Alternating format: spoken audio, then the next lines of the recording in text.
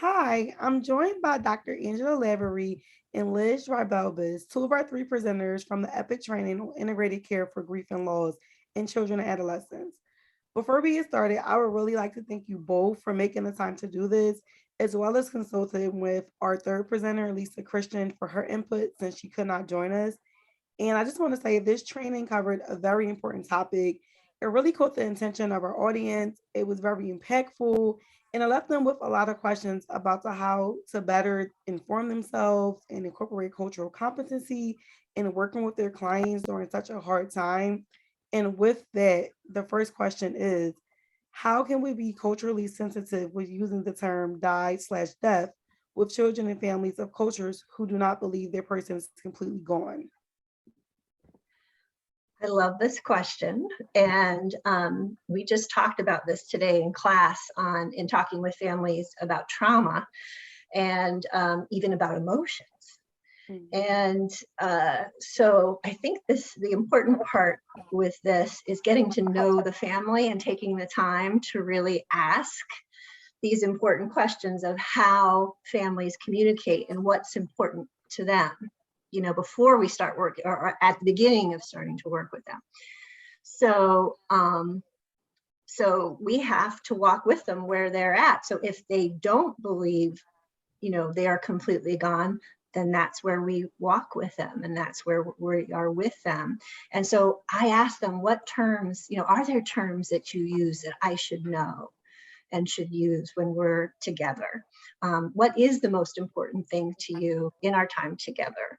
And how do you display emotions as a family? What are the expectations? Like, those are some of the questions I might ask when I'm first meeting a family, so that I'm on the same page with them and I'm respecting their cultural values within their family. So those are the thoughts I have on that one. Yeah, Angela, I'd like to expand a little bit, because I think we can often be concerned about the word die and death and the emotional connotation that it brings with it. And I think when we're working with especially young children, I think as we collaborate with each family individually and know what's important to them and how they want to tell their children what happened, I do think it's important to add the education of what died and death means and why we use those words, because it doesn't necessarily mean that that person is forever gone, but it does talk about what happened to the body. And I think it can be helpful in equipping children to understand what it means, because the more gray we are, the harder it is for younger children to understand. We talked a little bit about heaven as a concept, and that it's not wrong to say that, but it's also helpful to say died, dying, death, dying, or died, just because it's clear. And it can be just using facts of what happened to the body. So we're not negating any understanding or what they want to explain death to be like with their children, but it helps clarify, I think, and helping them understand a little quicker what's happening too. Okay, thank you both for sharing. That was really important and it was helpful. The next question is, can you please speak to the issue of parents not wanting to tell their children how a loved one died? I often speak with families who have lost a loved one to a violent or stigmatized death, and the parents frequently say they prefer to protect children from this news. Any pointers you have about how to respond are greatly appreciated. Yeah, this is something that I think comes up probably the most frequently in my work, in working with adults who have children, about how do we talk about and how do we tell a child about suicide or a more traumatic death or a stigmatized death, a violent death. And I think, again, it goes into what we talked about just the last question of really trying to be clear and help educate the parent and really help them become comfortable with using those words. And that often less is more. In I think it's really important to be honest and truthful. I think that's one, and encouraging them that it's even more helpful for the parent to say those words. But if they're not able to say those words, that one of us can be there with them to help them say the words, knowing that really this is an opportunity to build trust with your child. And if they end up finding out, now everything is on social media, everything is on anywhere, that if a child finds out from a friend at school about who died and how they died, and the parent was not the one to tell them, that immediately starts to really disintegrate trust with the parent. And it's an opportunity to be honest from the start, no matter how hard it is to say. Now, when we talk about age appropriate way of talking about it, I mean, if it's a teenager, it's one thing. I think you can be very direct and open and elaborate, but also if it's a 5-year-old, I think you can say died by murder, died by homicide, died by suicide, because those are clear words, and they may not have questions about it, and they might have questions about it, and just letting the child lead with their questions. I think really it comes from it, and we spoke about this a little bit, is that it comes from the instinct of an adult that we have an instinct to protect our children from pain, and yet we are not, we forget that most children, especially young children, do not have an emotional connotation for those words, what that means. And they really just need to know facts to help it be clear, because they're trying to figure out what happened and what this means. And so if we can equip them with the words, and then we can emotionally support them as the emotions come up, we can normalize that experience. And it's a beautiful opportunity to teach that this is normal. This is a normal response. If a child is upset, if a child is sad or angry, I'm sure we all feel the same way. And it's an opportunity to say, I feel that too. And I don't have the answers, and I'm with you, because as adults, we don't have the answers. And I think it sets up our children in a tough spot if they think once they're adults, they have answers to everything. And so if they learn early on that they're not answers to everything, it just helps equip them for adulthood, knowing that that's a normal human experience, is to not know or not understand. And especially with more violent or stigmatized deaths,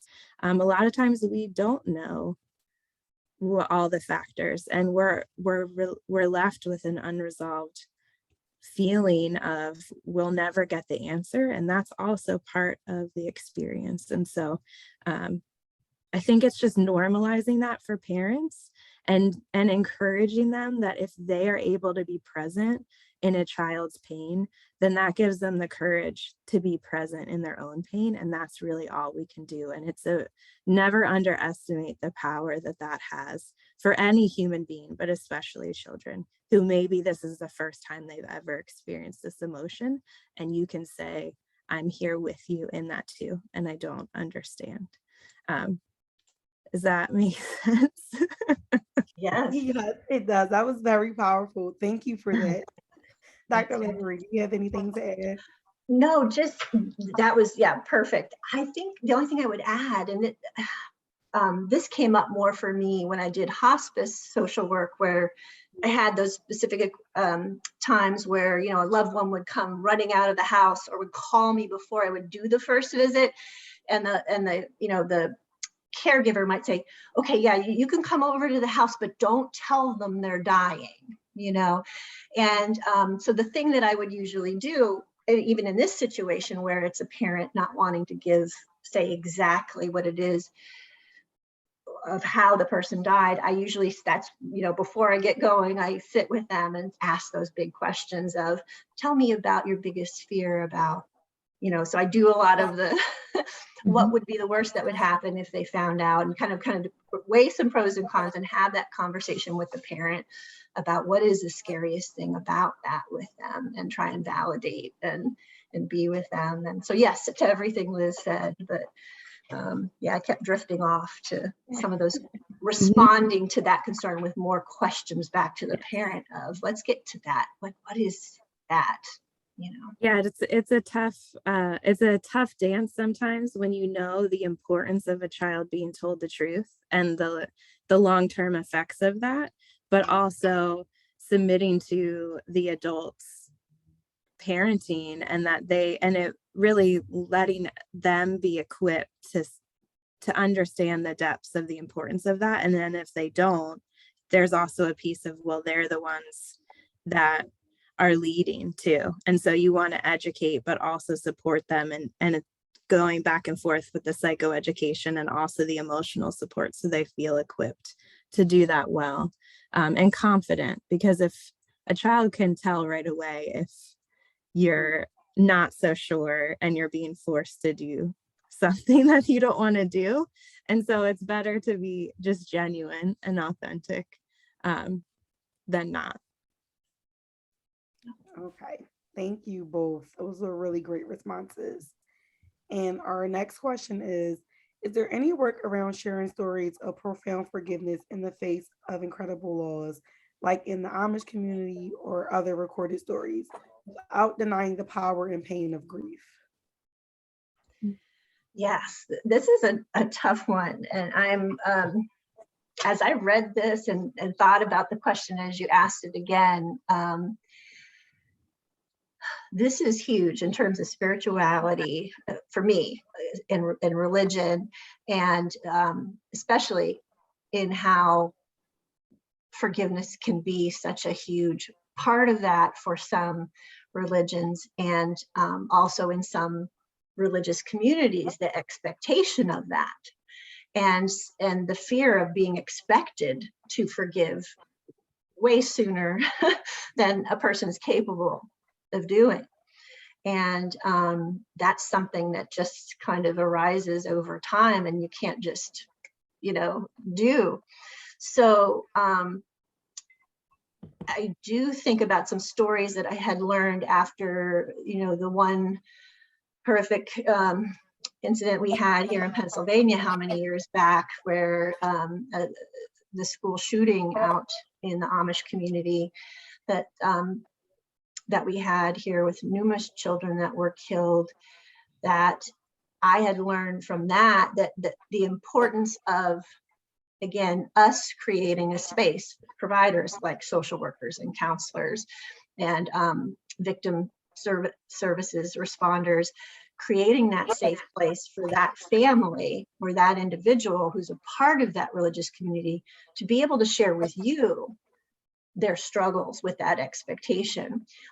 I've had to have this conversation not with specifically Amish community members, but for example, I had one client who spent a lot of time visiting with me, doing some individual sessions on just needing a safe place to say how angry she was at God for her child dying, and that she had a very strong Catholic faith and went to church very often, and was really too scared to go to her priest, as she had been to him on several other matters, but this was too scary for her to say to him, I am so angry at God, and I just don't feel safe to do it. So, I was the person that she could do that with. So that's what comes to mind for me as I listen to that question.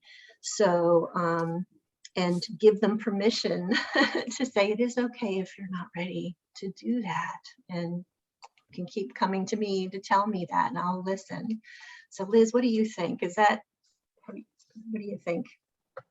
Yeah, I love that, and just even empowering us that, maybe us as a clinician can be the outsider that can give them the space to voice that.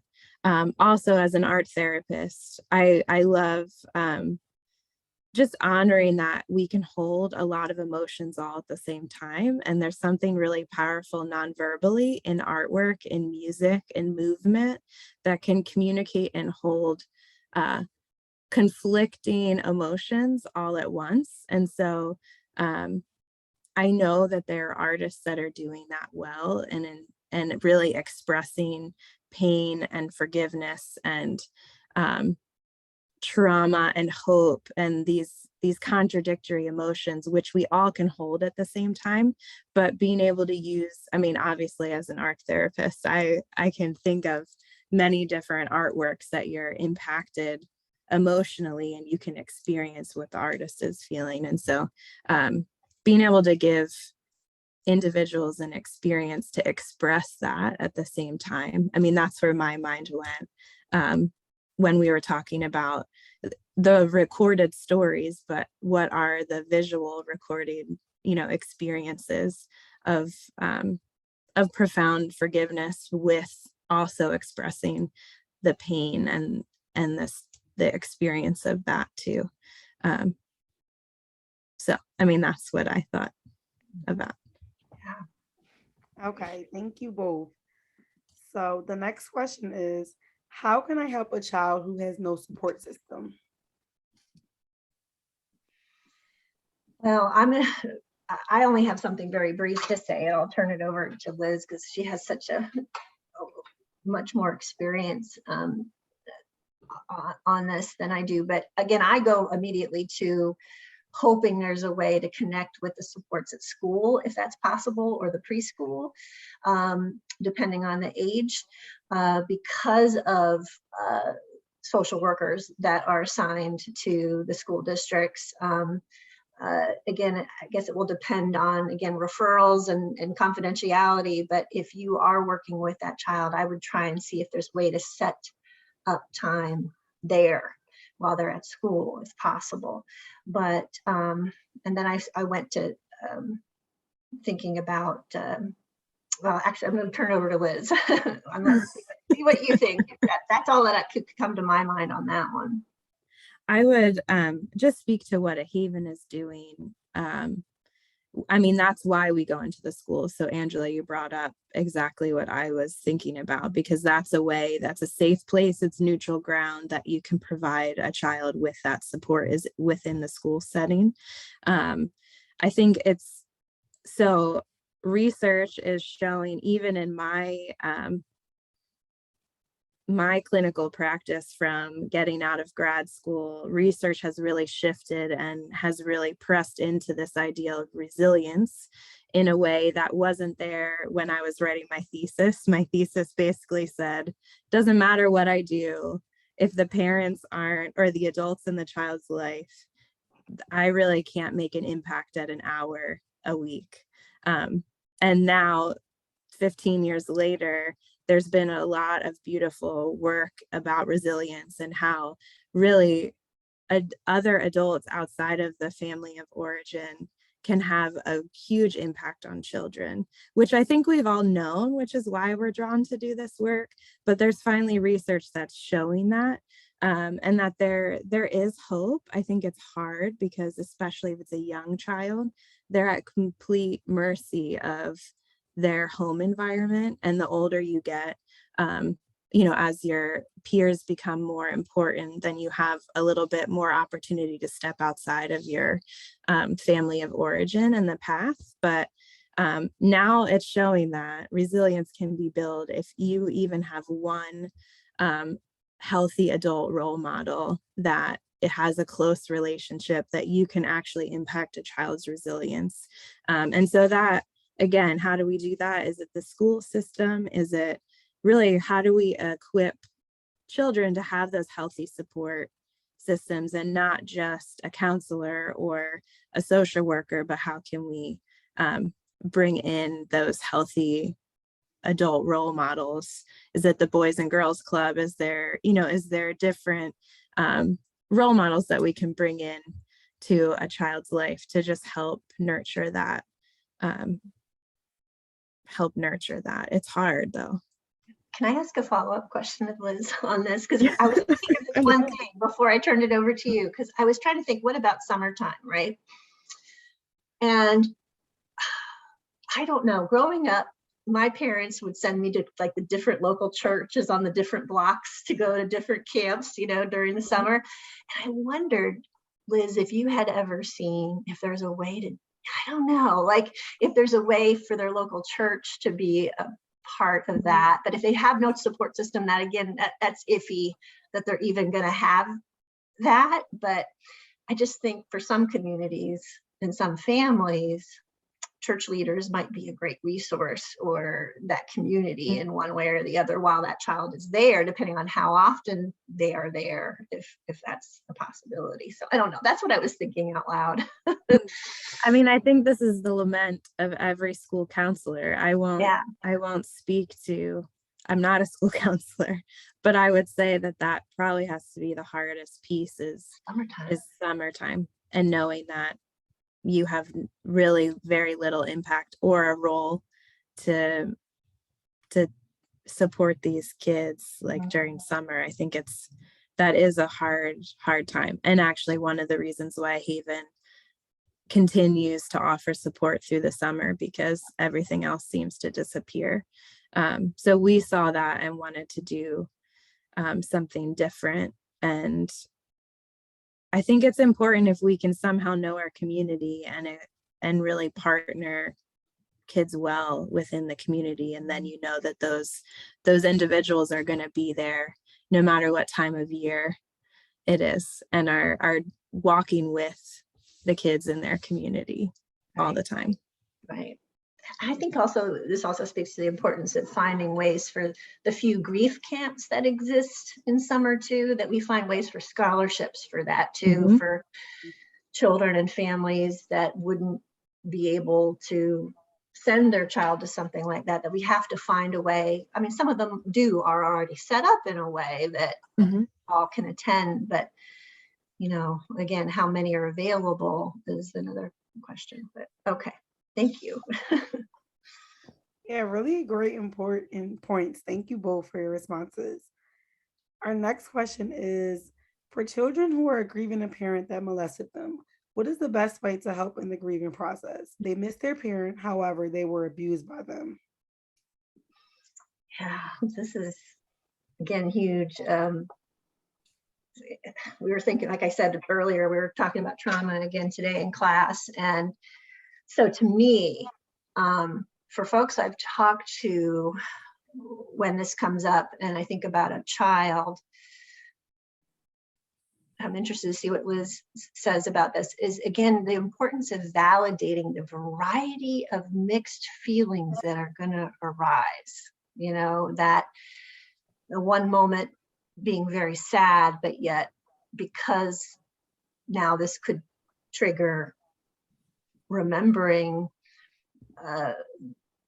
what had occurred and what they survived, is going to bring about stuff such as anger, strong anger reactions. And as you know, in our society and in certain families, anger still can be unaccepted.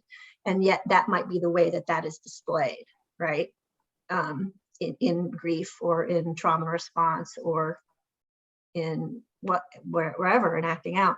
So the other piece of it is not only validating for the child or the teen the mix of going to all these different places, these emotions, I think, is to educate the folks around them. We got to educate the teachers that they're working with, the school counselors, family members, that, okay, so this is what's going on for them. This might be going on for them. Okay, this is going to be this could be complicated. And so you understand, in case they are displaying some behaviors like that could be considered regression, like bedwetting again, or not sleeping, or night terrors, or like, this doesn't mean that they're grieving wrong, or there's, we just have to educate and prepare everyone in that child's circle about possibilities additional things that might arise that look like it might be complicated grief. But what do you think, Liz? Am I making sense? Yeah, I mean, I think the validation is 1,000% where we need to lead, to the point where, we've worked with children who have been abused by the person that died. And there's also this relief that that person is gone. I'm happy he or she is gone. And that's actually surprisingly harder for people to hold in the grief than the anger or the sadness, because those are culturally appropriate in a way. And it's okay to be angry if someone abused you. But this, if you say my dad died, and then they're saying like, oh, do you miss him? Or like, oh, I'm so sorry. But then that, you know, if we lead with anything, we assume that someone should be feeling, that's probably a bad step in letting them come to us first with what they're feeling, because there has been, I think that's been the hardest for our volunteers and groups to hold this, like, I'm happy he's gone, or I can now sleep at night, or, you know, like these type of things that seem counter to what grief should be like. Um, this relief piece that is hard when there's abuse or there's trauma in that relationship. And it's surprising to me that most people can hold easier that normal grief response than like a 5-year-old saying, I'm so happy my dad's gone. And maybe there wasn't abuse. I mean, this goes like beyond, it could be a stereotypically normal, healthy relationship between parent and child. But, you know, a child speaking like that, I think is hard for adults to hold to. And so I think if we let everyone come to us with what they're feeling first, and then we validate it instead of having expectations on what that experience should look like, because it's always coming from our own experience, which we know everyone grieves differently and expresses differently. And so that's something that we can do in ourselves, is really, the more awareness we have of our own grief response and what we expect grief to look like, the better we can support someone else, because we know when we're projecting on them or having transference and counter transference too. And so I think it's important in that way, which this just brings up. You know, they missed their parent and they were abused by them, and that is also that full experience. And again, that contradictory emotions and grief can be experienced. We can experience more emotions at the same time, not just one at a time. And Angela, what you said about validating is, I think that's the first place we need to go, for sure. Great. Thank you both. The next question is, can you address the importance of collaborating with integrating grief and loss care with primary care physicians, for example, physicians, nurse practitioners, physician assistants in schools and communities?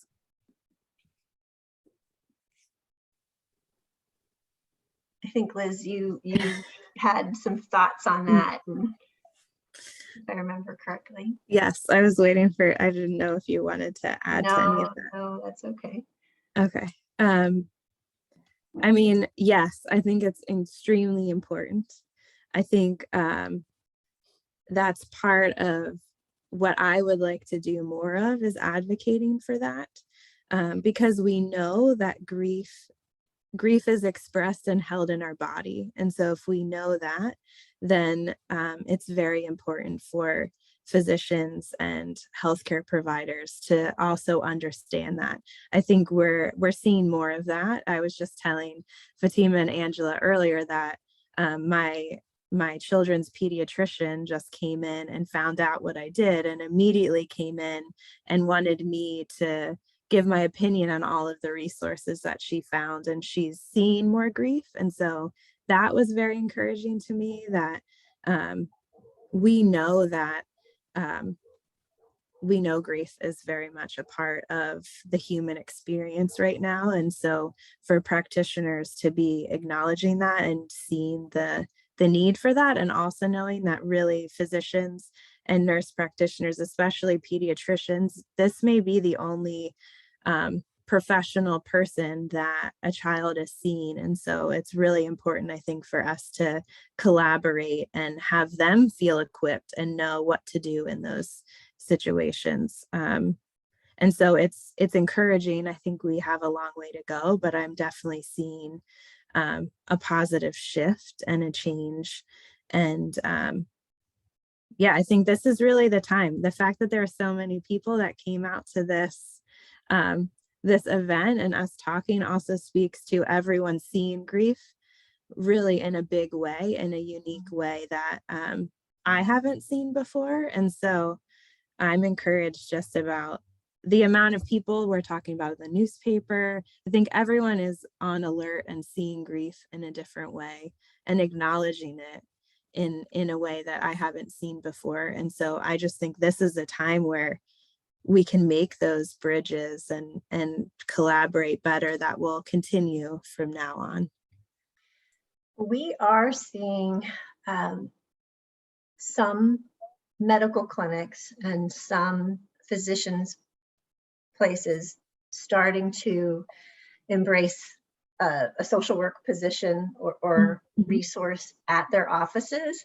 Not as often as I would personally love to see, but I have had where I've had students, MSWs, placed at a few of these clinics at different counties in the area. And I just hope that, like Liz said, we'll continue to see things get even better, because I do think having a counselor or a social worker placed with physicians' offices will help them tremendously and be another support, and they can be that connection and advocate and person to connect them with those supports, and then give that important integrative model, you know, in place there and support them. So yeah, yes to everything Liz said, but I do hope it gets more commonplace. Yeah, definitely. And I just want to expand upon your point, Liz, about more people are talking about it. For instance, this past training had almost 500 attendees. That is the highest amount of attendees we've ever had throughout the duration of the grant. And that's just showing how important this topic is, how people are ready to listen and to talk about it. And that is one of the biggest steps towards changing how we really view grief. So I think that was a really good point that you made. And thank you both for sharing. Our next question is, what are your opinions about the stages of grief? Okay, we have a lot of pretty them. strong opinions. Okay, so can I start, Liz, and then you Yes, jump in? absolutely. Okay, I can't wait. All right, so the reason we specifically didn't talk about that is that Kubler-Ross's work on the stages of dying are undeniably incredible, important work that has been really helpful in end-of-life care. She never intended for that to be transferred over to grief, though she understood why we as human beings have a tendency to do that, because we like to have things explained. We like things to be linear and check off and kind of try and understand and figure out why and how and what's the right way to do something, or, you know, we like things more concrete. And but that was never, she even, you know, there are folks who've worked with her over the years who've commented that she was always found that fascinating, that it got kind of automatically twisted to the stages of grief, right? When that was specific work in the 60s about those who were dying in stages that she noticed that some people in a nonlinear fashion would go in and out of. So there was, you know, this recognition that some people who are grieving also experience some of those feelings. So, and I think the other, so it's important work to be aware of in terms of end-of-life care, but in terms of our intent with this training and working with children with grief and loss, there's so many other really great theories that have developed over time that we feel were more, you know, helpful. But I'll let Liz jump in. And what do you think about these stages of grief? No, Angela, I think you hit on all the points.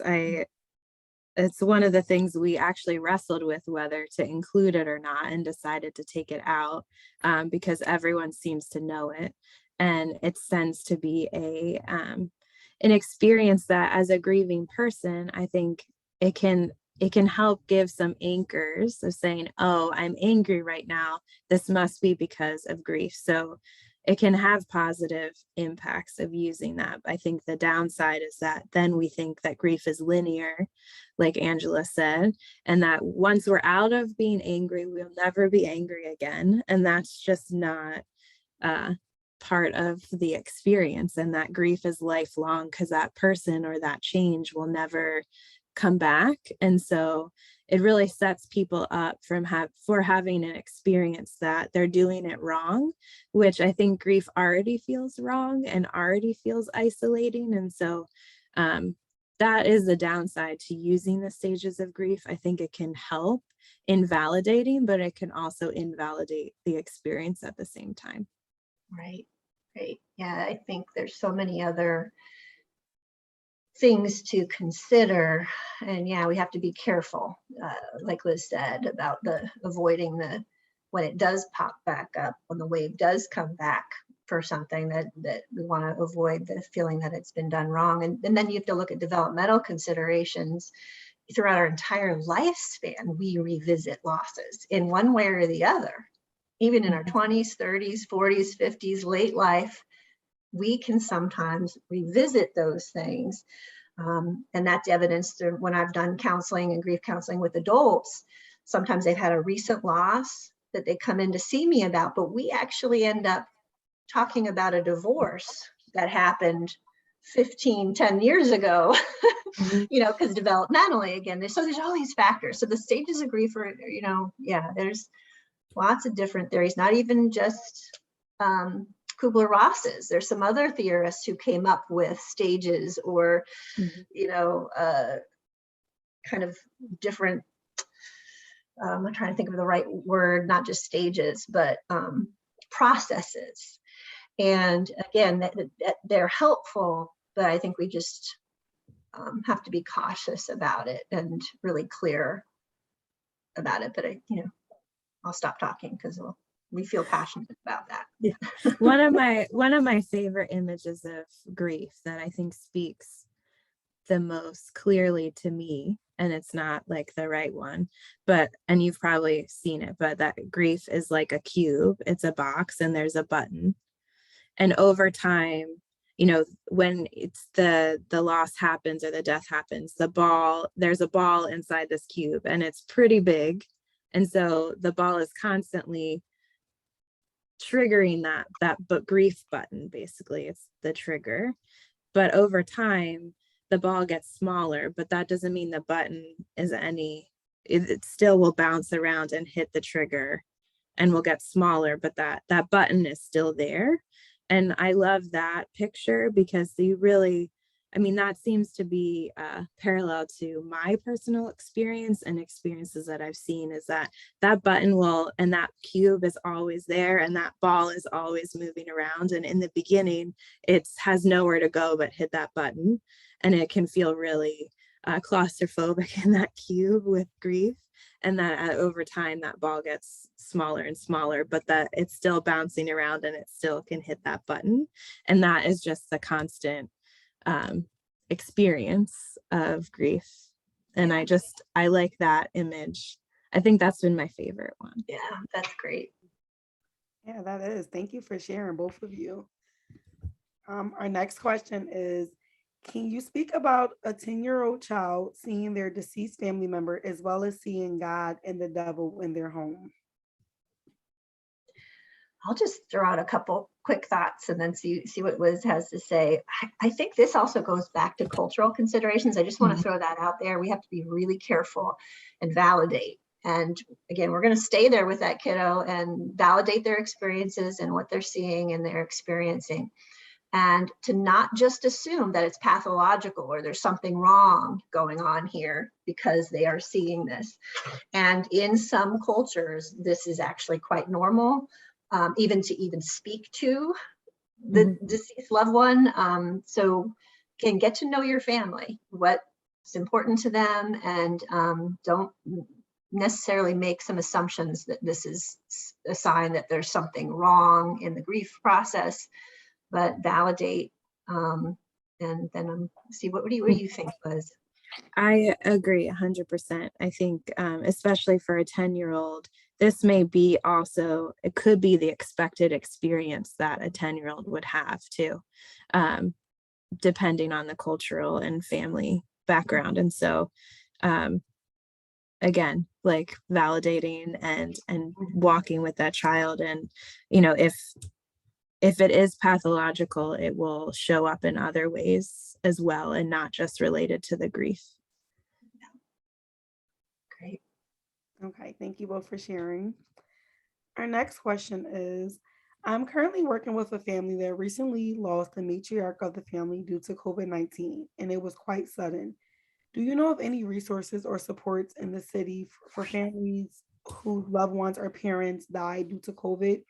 The family is now struggling with finances and unstable housing. I'll Go let ahead, you, Angela. Liz. Go. Yeah, you go ahead.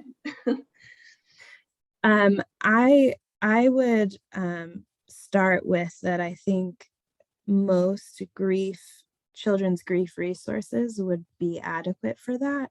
I know Uplift specifically in the city, um, it is free and it is available. So that's the first thing off the top of my head.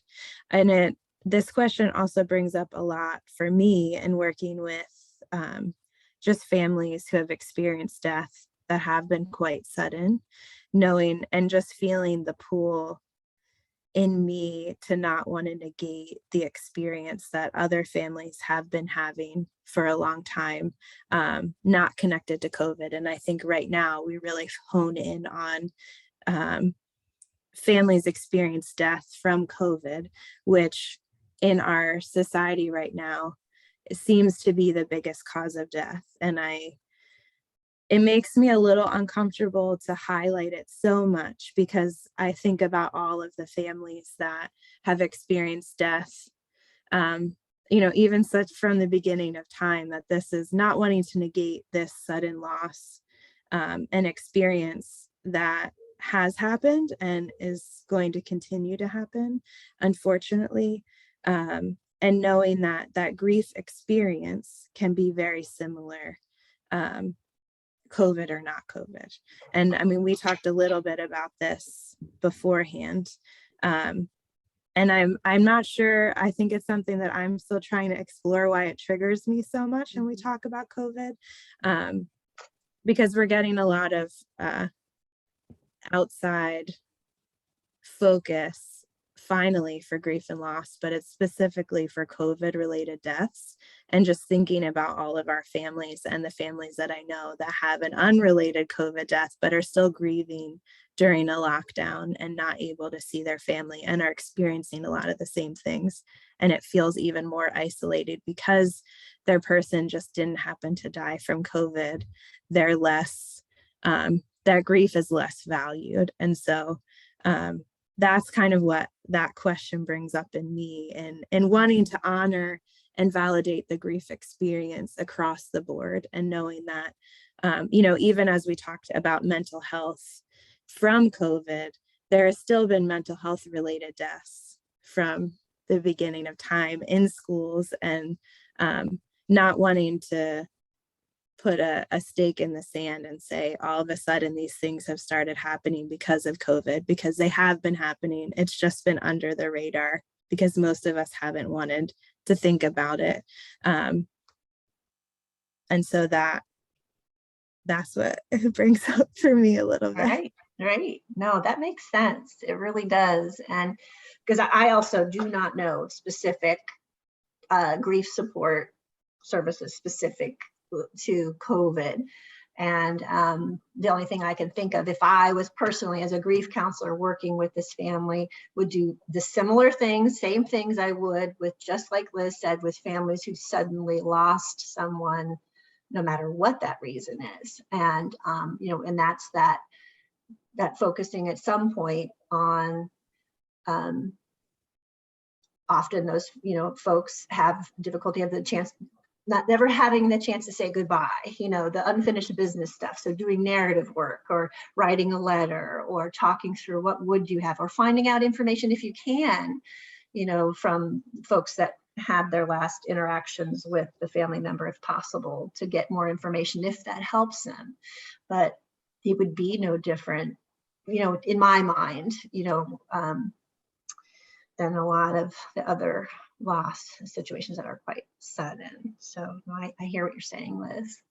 I mean, the one piece that might be available, I would say soon, is there might actually be more grants and money for families who have experienced a death due to COVID. And so as one focus, there might be more resources eventually. I don't know, because we're not fully out of COVID right now and the impacts. I'm not sure how much long-term decisions are being made just yet financially, but I can see that coming up. And again, then I speak to the other side of trying to hold, all grieving families with the same amount of care and respect and comfort. And, that makes me sad that we do focus so much on COVID right now when, there's a lot of families grieving and struggling that because it's not COVID related, they're actually getting less care and attention. Thank you both. Oh, I'm sorry. Go ahead. No, you go ahead. I'm done with That's that. a sad one to end on. Is there like No, that's not the last another question. question? Oh, okay. Yeah, so our last question is, do the organizations mentioned during the training that provide resources offer interpretation services for multilingual clients? Yeah, we were saying we weren't sure, and that I would highly recommend reaching out to those folks just to check what they can do. And if they can't, they might be able to find a way to do it. Like, even if they don't have a current resource on site, but they probably can find a way to do it. So I would just highly recommend reach out to that resource you have in mind that's most convenient for that family or that child. And I bet you it could be worked out. Okay, so that was our last question. And again, on behalf of the entire HRSA team and the Westchester community, thank you both for taking the time out to do this. There were a lot of good points shared, a lot of good perspective. And again, like, this is a really important conversation that needs to be had and it's starting to be had more often. So just thank you both for your part and the roles that you play in pushing these changes forward. Thank you. Thank you. For having us. This was great. Thank you so much.